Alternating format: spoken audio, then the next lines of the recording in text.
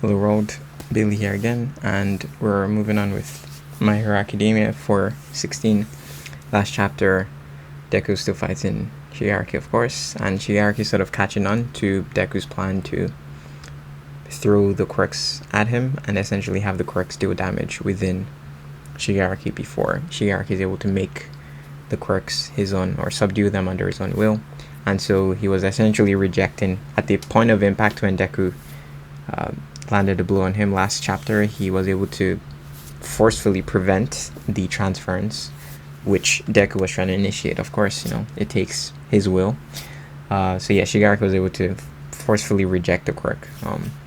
But I believe the sixth was able to, the sixth from the last transfer was able to help in dealing some damage.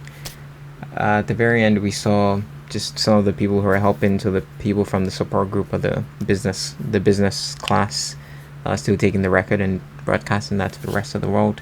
So La Brava, and then I forget her name, but the person who's sort of obsessed with helping Deku build support items, she was there.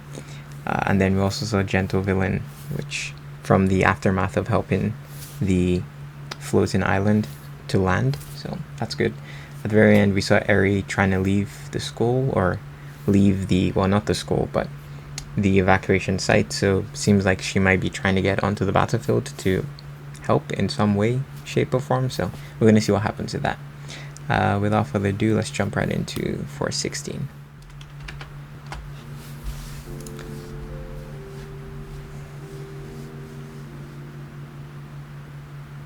Wrench it open. Wow, cool chapter name.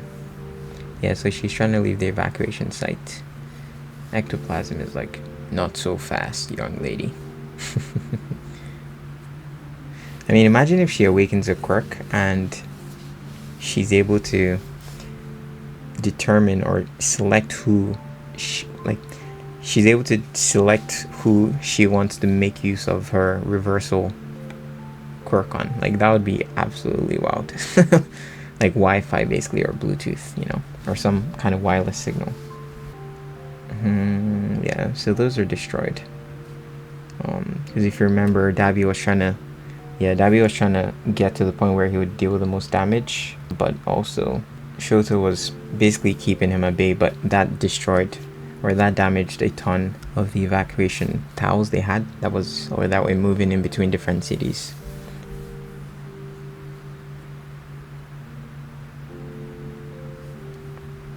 Yeah, so because we know that her horn lets us know sort of the state, or the status, I guess, of her rewind or reversal.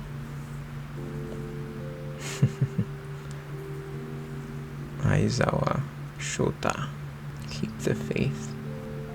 Deku is best, bro. You know what I was thinking? What if she's able to...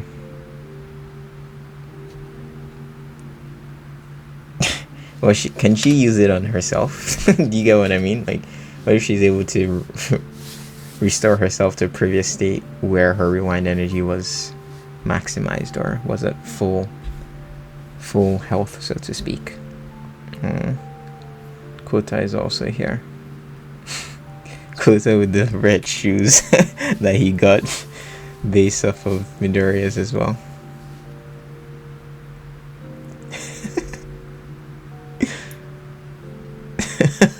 These guys are so cute, just little kids, Yeah, when he helped against Muscle back in season 3 during the training arc, well, the mountain training arc, not the internship training arc with Endeavor. It just provided the right amount of distraction against Muscle so that Midoriya could use that, what was it? It's like it was just in name, right? But he used 100%, or like 110% or something. One of the best moments so far in My Hero. Muscular. Kanchi Sikun. This is the Endeavor fan. I believe. Was it him? Or maybe not. I know this is the one that was basically giving him flack for potentially putting them in danger, right? So this was when that was a very pivotal chapter, right? When Uraraka stood up for Deku, but also symbolically stood up for heroes, sort of like who saves the heroes, right? Who's the hero for heroes, and that is sort of her role, to sort of act as the voice for the heroes who are obviously trying their best to restore society back to normal, but there's just lots of stress and lots of panic. So yeah, that was a cool scene. But yeah, this guy was one of the people who was asking a realistic question. If you're here and Shigaraki is looking for you, then obviously you're putting us in danger. So why are you here again? But also, are they going to be able to get their lives back? And Deku was like, yeah, I'm going to try. Bro, this panel goes hard. Kind of looks like Spider-Man. Yeah, we'll bring it back. Man, Momo. I miss Class 1A, because actually they haven't even... Well, they would have been moving into their second year, right? If this war was not happening. So school is sort of on hold right now. Man, Monoma's out of the picture too. Dang.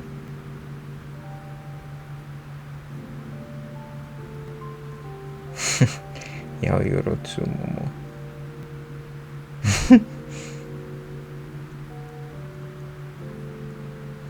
Man. Eiichiro Kirishima. Yeah, they've all put in work, right? Even Kaminari, like, he did really well.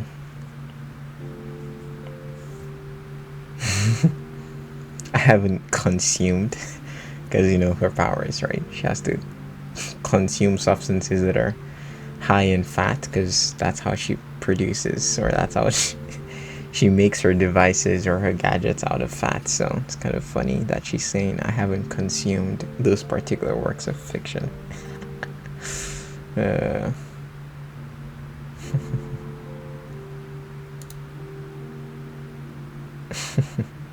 Nah, it just means you care about him, not that you don't have faith in him. The two can be mutually exclusive. Yeah, is that Uraraka? I mean, she got the blood transfusion from Toga, right? So, but still. Uraviti. That's her hero name. Wow. Well. Dang.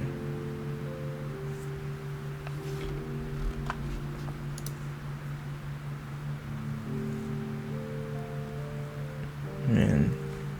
Is that Hawks? And Tokoyami. Fumikage Tokoyami. Probably, I'd say like he's in one of my top 5. Just because he's, I like, well, not emo characters, but I like sort of darker characters. And my favorite line of his is when he goes reverie in the dark. It's so funny. Man. Yeah, she's the one who saved all of you, right? She made everyone float at that point in time without touching them. She awakened her quirk. Yeah. Plus, as I said, she's the one who's sort of stepping in the place of being a spokesperson for the heroes themselves. Lady Nagant. Rocklock. This guy that was against, well, I mean, for good reason, but back during the, was that season 5? Or season 4, rather. But during the Yakuza assault mission, he was against allowing the, I guess, children, the kid heroes, because at the time they didn't have their hero licenses, right? So, but he, I mean, the main reason was that he also has a son who's far younger than them, but he didn't want the kids to be, to be out on the field at the time. Uraraka, Deku, I believe yeah, Kaminari Denki was there, and then Asui was also part of that mission too. But I mean, he came around and he realized that they also have an important role to play as the future generation of hero leaders. Wrench it wide open. That's where the title comes from. Yep, the wheel. So I wonder how that's gonna come through for. I know Horikoshi probably wants to implement that in a sense in his story, but I'm just not seeing how it's gonna happen with Shigaraki, right? Because his malice is so strong. You know, he obviously hates heroes because he feels like they pick and choose who they save, and nobody saved him, of course, and he wants to basically topple this fake society of heroes, right? But I wonder how Deku's gonna take that away, you know, how Deku's gonna rapture or capture his heart. Yeah, so something more nuanced, but what does that look like? I'm pretty curious.